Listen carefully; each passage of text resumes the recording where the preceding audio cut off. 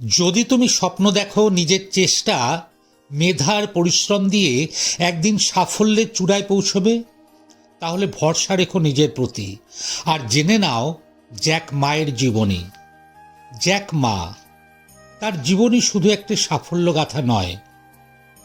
Jack মায়ের জীবনী একটি ইতিহাস, একটি অনুপ্রেরণা।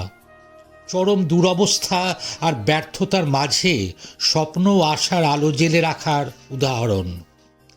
জ্যাক মা একজন চীন দেশের উদ্যোক্তা ব্যবসায়ী, যিনি বর্তমান বিশ্বের সবচেয়ে বড় অনলাইন পাইকারি ক্রয় বিক্রয় সাইট আলিবাবার প্রতিষ্ঠাতা, প্রাক্তন সিইও এবং বর্তমানে নির্বাহী চেয়ারম্যান। 2019-এর হিসেব অনুযায়ী এই বিপুল সম্পদ তাকে বর্তমানে বিশ্বের শীর্ষ ধনীদের তালিকায় এনে দিয়েছে। বিশ্বের সাম্প্রতিক ইতিহাসে ব্যবসা বাণিজ্যকে সাফল্যের চূড়ায় নিয়ে যেতে সক্ষম যে কজন মানুষ, জ্যাক মা তাদের মধ্যে অন্যতম।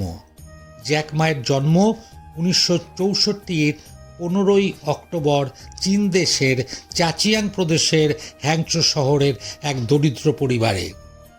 তার বাবা ও মা ছিলেন পেশাদার গল্প বলিয়ে ও সঙ্গীত শিল্পী। সংসারের আয় তেমন খুব ছিল না। 2 ভাই ও 1 বোনের মাঝে জ্যাক মা যে এত বড় বিজনেস ম্যাগ। ছোটবেলা থেকে তার প্যাশন ছিল ইংরেজি ভাষা শেখার। এই বয়সে তিনি বুঝে গিয়েছিলেন অবস্থার পরিবর্তন করতে গেলে ইংরাজি শেখা। তাই হাংচো ইন্টারন্যাশনাল হোটেলে আসা ইংরেজি ভাষী পর্যটকদের ফ্রি গাইড হিসেবে কাজ করতেন তিনি। 9 বছর ধরে এই সমস্ত পর্যটকদের এলাকা ঘুরিয়ে দেখাতেন। জ্যাক মা মেধাবী ছিলেন না। চীনে কলেজে ভর্তির জন্য পরীক্ষা দিতে হতো। পরীক্ষায় পাশ করে কলেজে সুযোগ পেতে জ্যাক মার তিনি 1988-তে হাংচো টিচার্স ইনস্টিটিউটের ইংরেজি বিভাগ থেকে বিএ ডিগ্রি লাভ করেন। প্রথম দিকে জ্যাক মা একজন পুরোপুরি ব্যর্থ মানুষ ছিলেন। হাংচো তিয়ানচি ইউনিভার্সিটিতে ইংরেজির লেকচারার হিসেবে যোগ দেওয়ার আগে তিনি 30টি চাকরির জন্য চেষ্টা করেন এবং প্রতিটিতেই ব্যর্থ হন। এক সাক্ষাৎকারে তিনি বলেছিলেন, 2003 সালে আমরা কয়েকজন মিলে যাও বাও শুরু করি। সবাইকে বলা হয়েছিল বাড়িতে গিয়ে বিক্রি করার মতো 1998 সালে তিনি চীনের বৈদেশিক বাণিজ্য মন্ত্রণালয়ের অধীনে একটি আইটি কোম্পানিতে প্রধান হিসেবে কাজ শুরু করেন।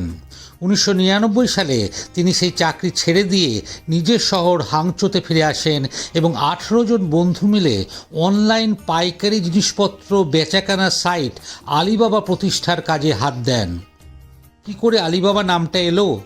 তার মনে হয়েছিল সেই নাম সরল হতে হবে এবং সহজেই চেনা যায় এমন হতে হবে এবং যেটা মনে রাখতেও খুব সহজ হবে। এক সাক্ষাৎকারে জ্যাক মা বলেন, আলিবাবা নামটা মাথায় আসার পর সেখানকার ওয়েটার খাবার সার্ভ করতে এলে তাকে জিজ্ঞাসা করেছিলাম আলিবাবাকে চেনে কি না। সে বলল চেনে। আমি বললাম আলিবাবা কে? তিনি বললেন চিচিং ফাঁক। তারপর রাস্তায় আমি যাকেই আলিবাবার সম্বন্ধে জিজ্ঞাসা করেছিলাম সবাই আলিবাবা ও 40 চোর এবং তাদের গুপ্তধনের কথা আমাকে বলেছিল। আমি তখনই ঠিক করে ফেললাম এটাই আদর্শ নাম হবে, আলিবাবা।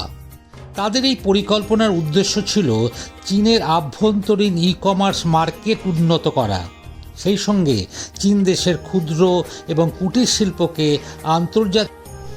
2003 সালে জ্যাক মা আন্তর্জাতিক ই কমার্স সিস্টেমের উন্নতির জন্য ইবের আদলে তাওবাও মার্কেট প্লেস, আলিপে, আলিমামা প্রতিষ্ঠা করেন। এসব উদ্যোগ সেই সময় পাগলামি হিসেবে দেখা হয়েছিল। কেউ ভাবেনি যে প্রতিটি উদ্যোগেই জ্যাক মা সফল হবেন। সেই সময় একটি পত্রিকা ক্রেজি জ্যাক বা পাগল জ্যাক নামে জ্যাক মাকে অভিহিত করেছিল। কিন্তু অল্প দিনের মধ্যেই দেখা গেল যাওবাও দারুণ সফল একটি ই কমার্স সাইট হয়ে উঠেছে। এই সাফল্যের কারণে ইবে তার বদলে ইয়াহুর সহ প্রতিষ্ঠাতা জেরি ইয়াংয়ের কাছ থেকে $1 বিলিয়ন বিনিয়োগ গ্রহণ করেন। বর্তমানে যাওবাও মার্কেট প্লেস বিশ্বের আলিপের বর্তমান নাম অ্যান্ড ফিনান্সিয়াল, পৃথিবীর সবচেয়ে দামি ফিনটেক বা ফিনান্সিয়াল টেকনোলজি। যার বর্তমান মার্কেট ভ্যালু 150 বিলিয়ন মার্কিন ডলার।